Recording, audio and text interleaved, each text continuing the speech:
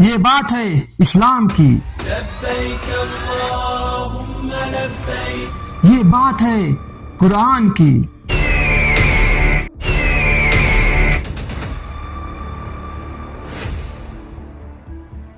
یہ بات ہے اس انسان کی جس نے رسول اللہ کا دل توڑ دیا، اب کوئی نہیں اس کا نام لینے والا۔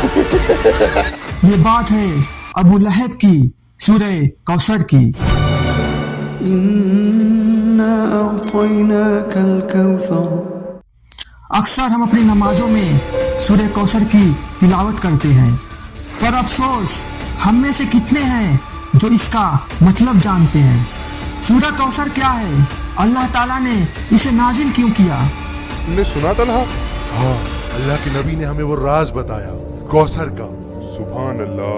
اور سب سے ضروری بات، سورہ کوثر کا ہماری زندگی میں کیا ریلیونٹ ہے، جانیں گے اس ویڈیو میں۔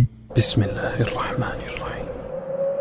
إنا أعطيناك الكوثر فصل لربك وانحر إن شانئك هو الأبتر۔ سورہ کوثر قرآن کی سب سے چھوٹی سورت ہے، لیکن بہت ساری باتوں میں سے خوبصورت بات یہ ہے کہ ہر آیت کے پیچھے، ہر سورت کے پیچھے، ہر سورت کے نازل ہونے کے پیچھے ایک کہانی ہے، بہت ہی سچی کہانی، دل دہلا دینے والی، دل کو چیر کر رکھ دینے والا۔ مکہ کی او دوپہر خاموش تھی، لوگ اپنے اپنے گھروں میں آرام کر رہے تھے، مگر آخری نبی محمد صلی اللہ علیہ وسلم خاموش بیٹھے ہوئے تھے۔ اندر سے دبی دبی مشکلوں کی آوازیں مٹی کی دیواروں سے ٹکرا ٹکرا کر واپس آ رہی تھی۔ ان کے بیٹے عبداللہ اللہ کو پیارے ہو گئے تھے۔ وہ ننھا سا جس کو کل تک ان کے سینے سے سانس لیتا تھا، اب مٹی کی گود میں تھا، مگر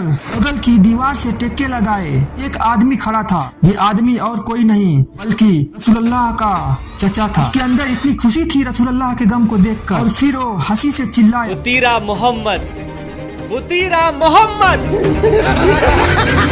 ختم ہو گیا محمد کا بیٹا، ٹوٹ گیا محمد کی نسل کا سلسلہ۔ اس کی آواز نے نبی کا دل چیر کر رکھ دیا۔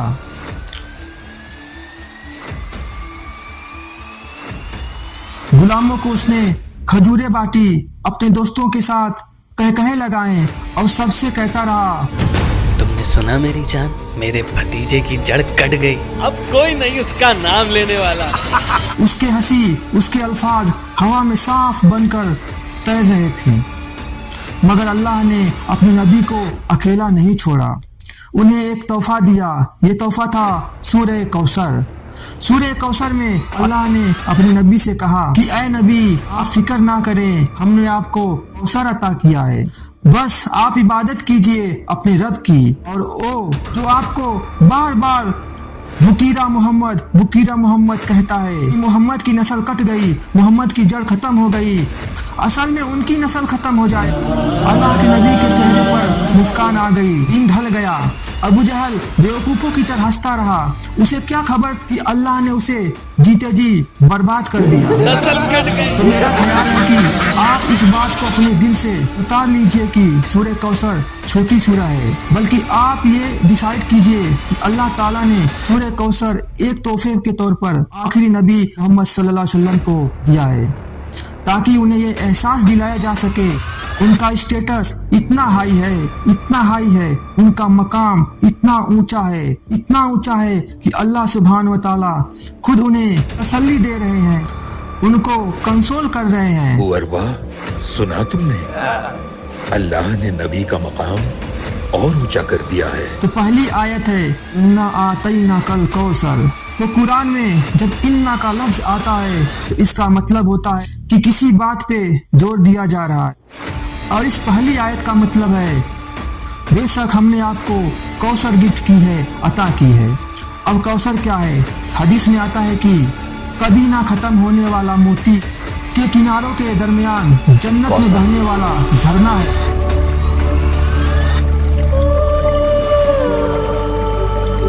جس کا پانی شہد سے میٹھا ہے، جس کا پانی شہد سے میٹھا ہے، اور جس کا پانی دودھ سے زیادہ سفید ہے، وہ ہے کوثر۔ اب یہاں پر آتینا کا جو مطلب ہے आतैना का जो लफ्ज है वो है तोहफा देना, गिफ्ट देना।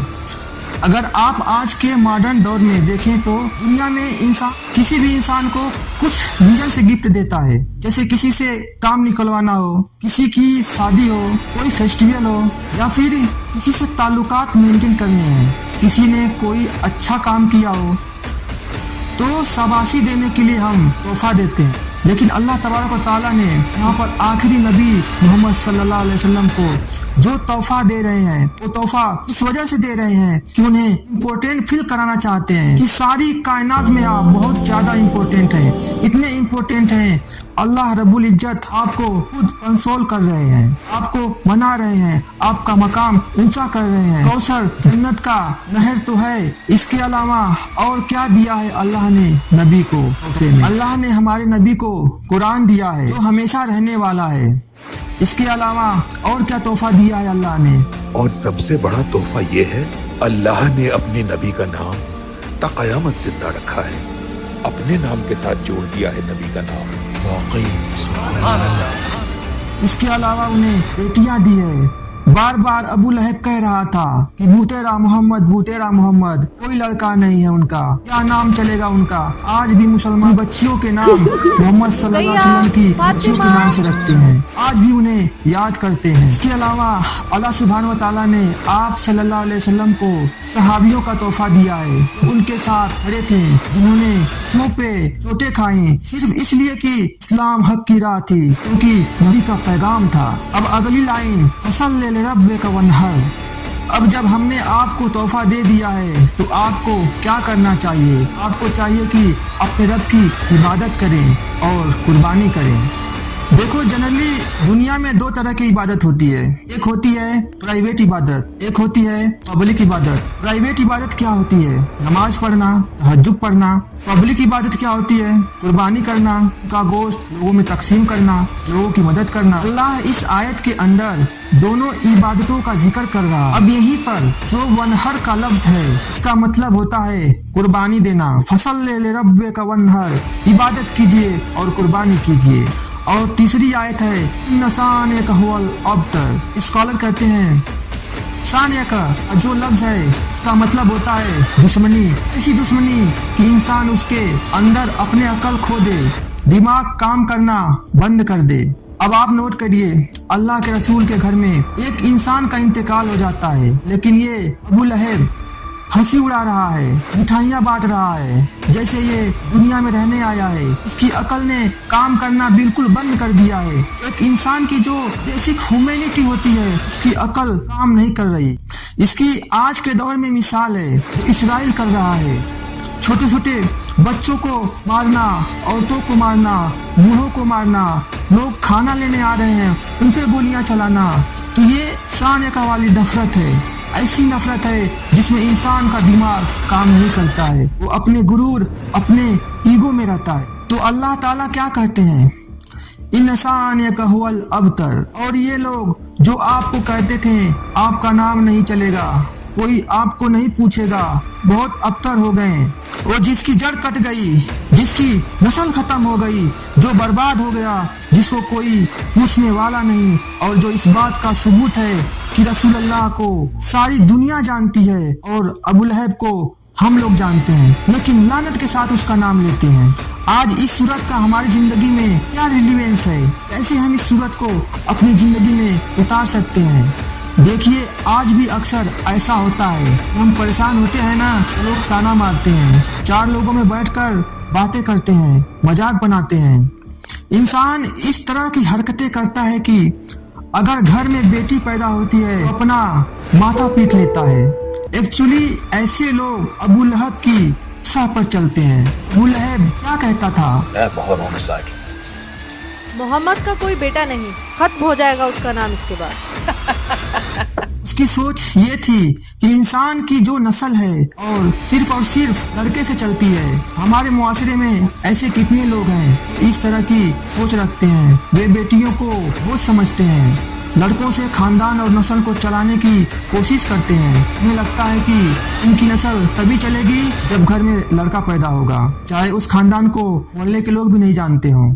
तो इसलिए इस तरह की सोच से बचें और कुरान को मतलब के साथ समझें, उर्दू तर्जुमा के साथ पढ़ें और जब कोई परेशान हो तो उसे तसल्ली दें। अक्सर हम लोग ना किसी को कन्फर्ट करना बहुत ज़्यादा ओवर कर देते हैं और जब वो बंदा चुप नहीं होता, समझता नहीं है, तो हम झुला जाते हैं, उससे नाराजगी जाहिर करने लगते हैं। पर एक्चुअली ऐसा नहीं करना चाहिए। आपको बस उसे यकीन दिलाते रहना चाहिए, अल्लाह आपके साथ है, उस पर भरोसा रखें। जैसे अल्लाह सुब्हानो तआला ने सिर्फ और सिर्फ 3 आयतों में अपने नबी को तसल्ली दी थी, अब आपके और मेरे लिए कौसर क्या है? हमारी सेहत, हमारी फैमिली, हमारा घर, हमारा वक्त, हर वो कीमती चीज जो आपको मिली हुई है, यही एक्चुअली कौसर है। आप जरा बाहर निकल कर देखिए, लोगों की सुबह अस्पतालों की लाइन में हो रही है, दिशा में कब्रिस्तान में फातिहा पढ़ते हुए गुजर रही है। तो अगर आपके जिंदगी में कोई छोटी मोटी परेशानी है तो उदास ना हो, अपनी नेमतों को काउंट करें, देखें कि आपको अल्लाह ने क्या क्या दिया है और इस तरह से सूरह कौसर को अपने दिल में उतारें। अगली बार जब सूरह कौसर को नमाज में पढ़ें तो याद रखें, बहुत ही इम्पोर्टेंट सूरह है। उम्मीद है कि ये वीडियो पसंद आई होगी। इसके अलावा मैं कोशिश कर रहा हूँ एक औरतों की तबलीग बनाने की। हर गांव, हर शहर, हर जिला में औरतों का इज्तिमा, जहां कुरान को उर्दू में समझाया जाए, हदीस बताया जाए, सिखाई जाए। खासकर आज के दौर में जहां लव ट्रैप और मुस्लिम लड़कियों को लव ट्रैप में फंसाकर मुर्तद बनाने की साजिश चल रही है। कभी फालतू फैशन, कभी सोशल मीडिया की गलत दोस्तियां। लेकिन याद रखिए, हमारी इज्जत और हमारी असली हिफाजत अल्लाह के दीन में है। अगर आप दीन को पकड़ लें तो ना किसी धोखे में आएंगी, ना किसी फरे में फंसेंगी। आपकी नमाज, आपकी हिजाब, आपकी तालीम, आपकी औलाद, आपकी परवरिश, ये सब आपके लिए जन्नत का रास्ता बनाएगा। बस आपको हमारे चैनल लौट आओ अपने रब की तरफ को सब्सक्राइब करना है और 3 लोगों को शेयर करना है, ताकि ज़्यादा से ज़्यादा लोग इस चैनल से जुड़ें और इस नेक सफ़र में हमारा साथी बने और हमें सपोर्ट करें। إنا أعطيناك الكوثر